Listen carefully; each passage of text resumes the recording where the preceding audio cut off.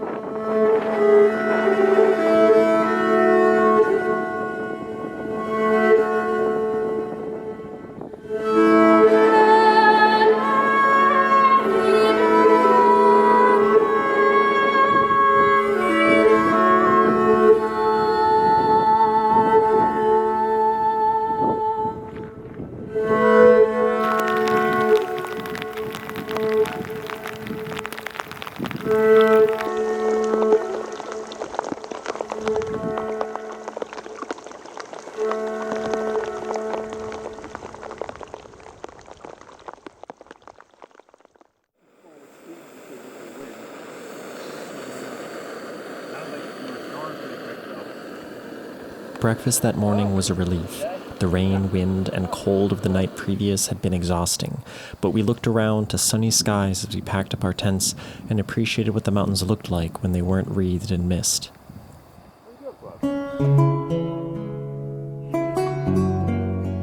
That day, we decided to take it easy and make up for our lack of sleep by staying in a hut that was only 8 miles away.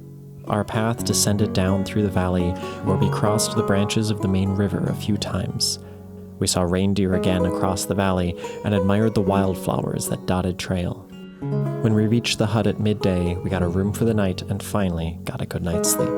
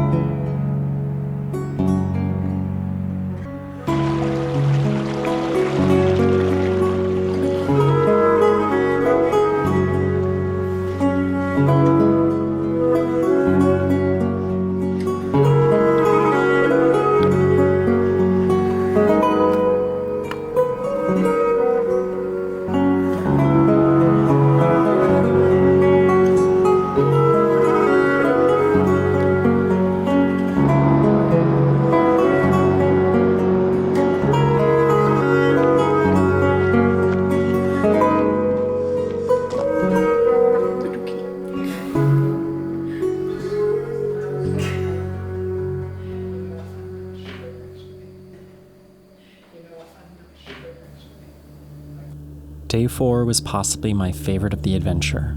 Refreshed from a good night's rest and with no rain in the forecast, we immediately climbed up out of the valley and onto the wide slopes of the mountains with massive glaciers in the distance. The trail was rocky but gorgeous, culminating in a climb up to 2 alpine lakes that sat icy and small upon the pass. On the other side, we retreated to a view of the branching headwaters of the glacial Schuhe River before the trail curled around the valley towards Glitterheim. After such a good experience at the last hut, we decided to stay in this one as well, and enjoyed another relaxing night in.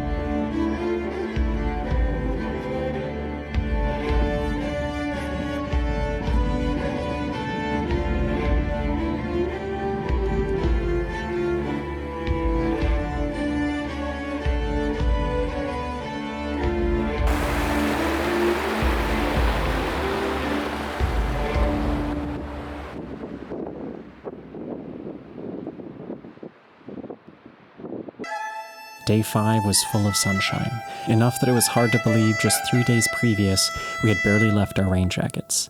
The trail climbed up through enormous talus fields and treated us to a view of the lake on the other side at the pass. We descended towards the valley past grazing sheep and reindeer, walking along the shore of Rosvatnud before climbing up one last time towards Vestvatnud, where we found some flat ground on the shore and a truly wonderful sunset for our last night in the mountains.